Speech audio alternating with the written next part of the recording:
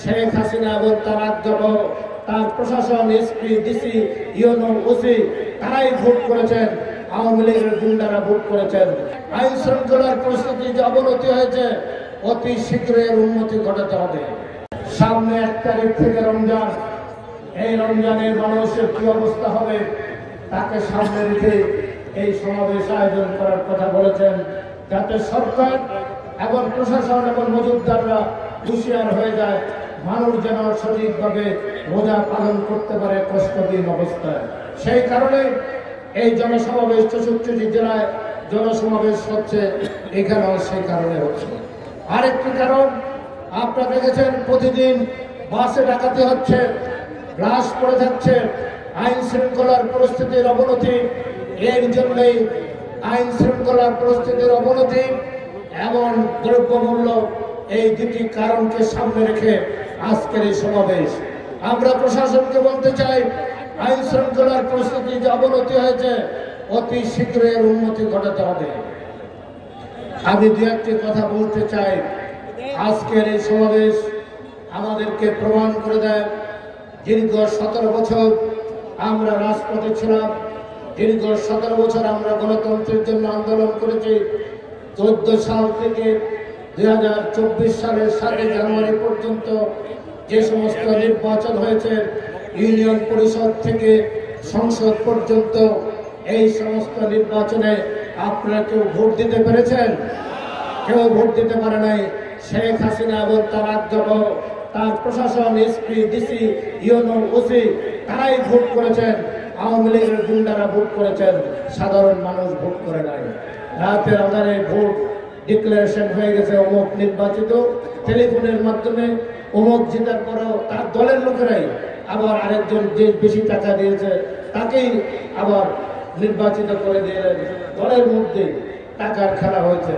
অতএব এই যে শেখ হাসিনা বাংলাদেশকে সমস্ত প্রশাসনিক অবকাঠামো, রাষ্ট্রীয় কাঠামো ধ্বংস করে দিয়েছে, তার জন্য যদি তার 1000 বছর জেল হয়, তারপরে শাস্তির পরিমাণ শেষ হবে না। শেখ হাসিনাকে 31 দফা আমলের 31 বার তাকে ফাঁসি দিতে হবে। বাংলাদেশকে লুণ্ঠন করার জন্য 27 লক্ষ কোটি টাকা এই বাংলাদেশ থেকে লুট করে তার পরিবার বিদেশে পাচার করেছে।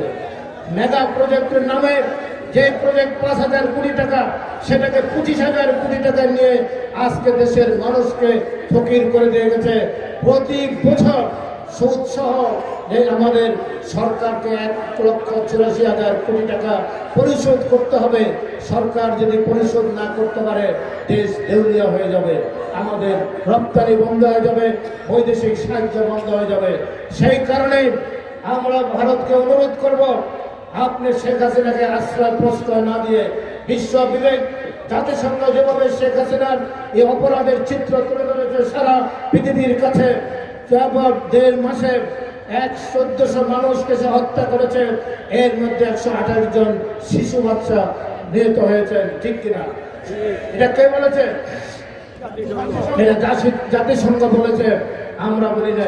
আজকে এই 1.5 মাসের আন্দোলন, এই আন্দোলনে তো বাংলাদেশ এমনিভাবে 5ই আগস্টের সফলতা আসে নাই। 17 বছর আমরা রাজপথে ছিলাম, হয় আমরা জেলখানায়, না আমরা কোর্টের বারিন্দায়, ঠিক কিনা? আমরা আমাদের বাবার জানাজা পড়তে পারি নাই, আমরা আমার মায়ের জানাজা পড়তে পারি নাই, আমরা আমাদের বোনের বাড়িতে বিয়েতে অংশগ্রহণ করতে পারি নাই। 17 বছর আমরা নিরাপদে আমাদের বাড়িতে থাকতে পারি নাই, বাবা মা, মায়ের সাথে, স্ত্রী সন্তানের সাথে, ঠিক কিনা?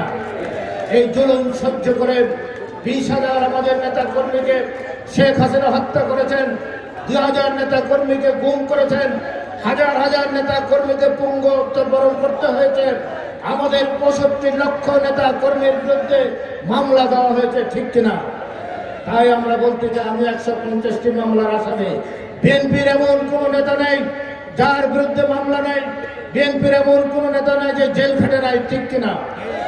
এই রাস্তা আমরা তৈরি করেছি 17 বছরে। এই রাস্তা ধরে 5ই আগস্ট এসেছেন।